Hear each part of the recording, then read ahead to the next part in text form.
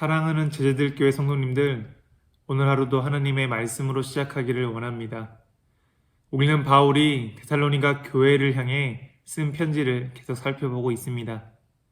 오늘 본문 말씀 데살로니가 후서 3장 6절에서 18절까지 말씀은 그 편지의 마지막 부분에 해당합니다.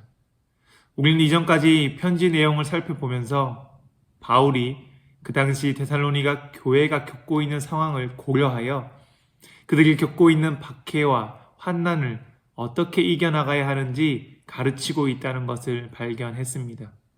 바울은 그들의 현재 어려움과 문제를 오직 복음의 말씀으로, 진리의 말씀으로 해결할 수 있도록 바로 성경적 가르침을 통해 그들이 믿음으로 인내하고 이겨낼 수 있도록 격려하고 권면했습니다.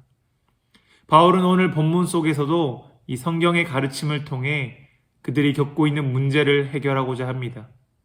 본문 말씀 11절을 보면 우리가 들은즉 너희 가운데 게으르게 행하여 도무지 일하지 아니하고 일을 만들기만 하는 자들이 있다 하니 라고 기록되어 있습니다.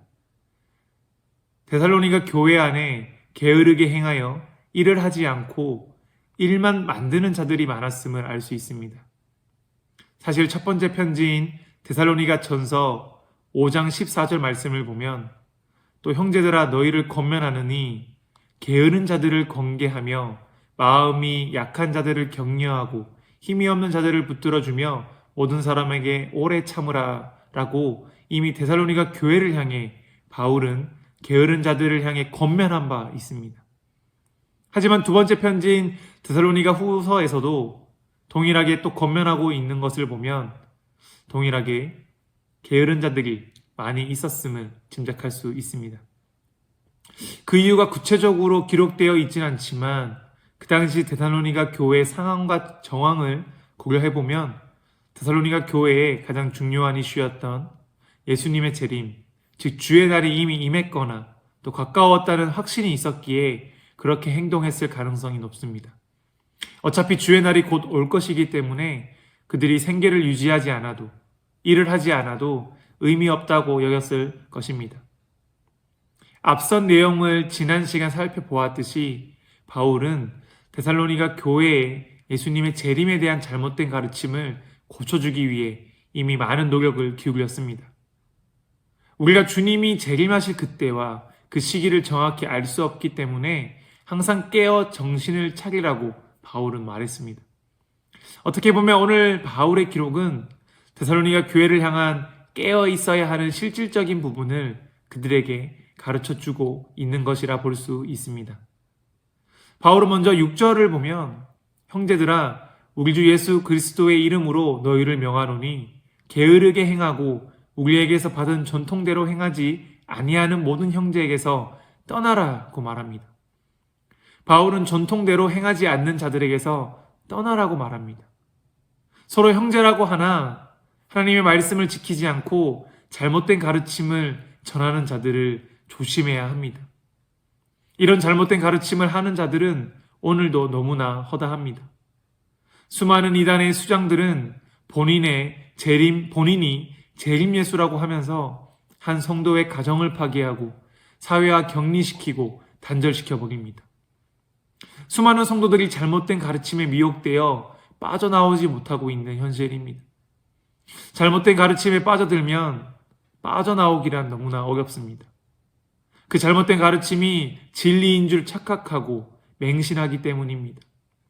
그래서 지금 바울은 동일하게 데살로니가 교회의 잘못된 가르침 때문에 세상 삶은 포기하고 게으르게 행동하는 이들, 바울이 가르친 전통을 행하지 않는 자들에게서 속히 떠나라고 말하고 있는 것입니다.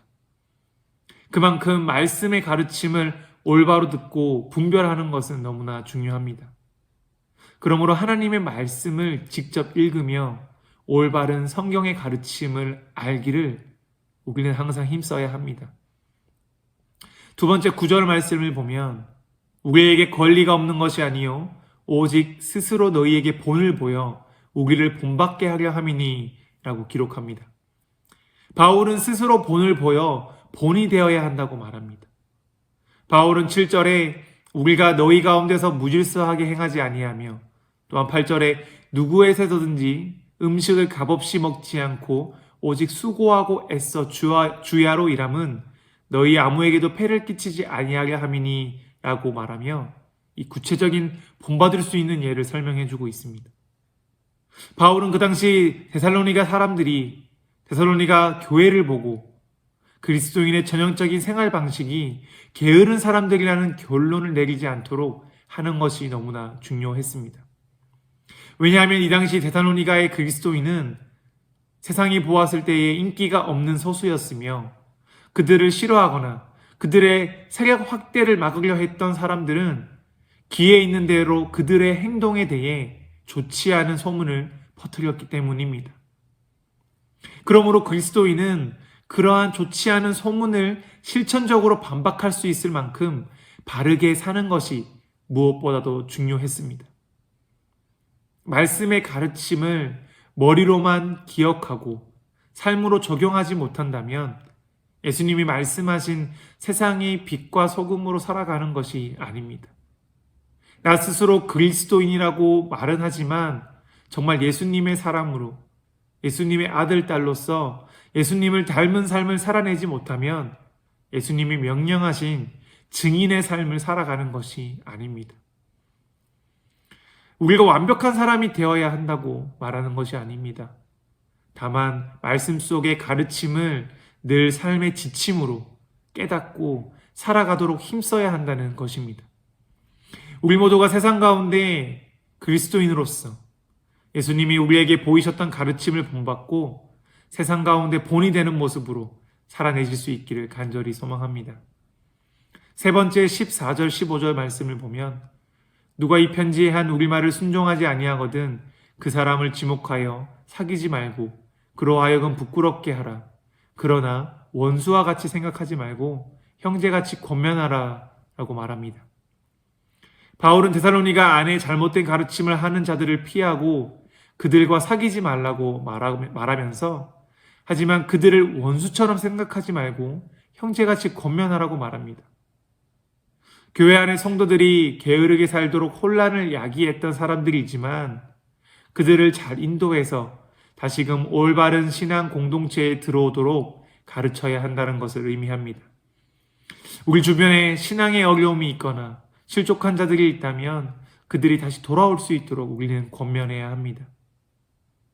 바울은 편지의 마지막에 평강의 주께서 친히 때마다 일마다 너희에게 평강을 주시고 주께서 너희 모든 사람과 함께 하시기를 원하노라. 우리 주 예수 그리스도의 은혜가 너희 무리에게 있을지어다.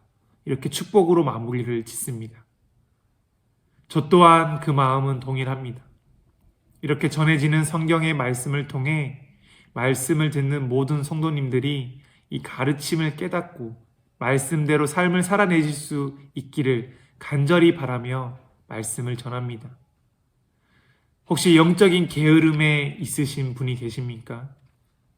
그렇다면 그 게으름에서 벗어나실 수 있기를 간절히 소망합니다. 게으름을 경계하시기를 권면합니다. 오늘 하루 맡겨진 삶 속에서 하나님 말씀의 가르침을 지켜 행하는 삶이 되실 수 있기를 간절히 소망합니다. 더 나아가 세상 가운데 본이 되는 자로 예수님의 빛을 비추는 소금의 역할을 감당하실 수 있기를 축복합니다. 이러한 삶 가운데에 오직 하나님이 주시는 사랑과 은혜를 풍성히 누리실 수 있기를 간절히 소망하고 축복합니다.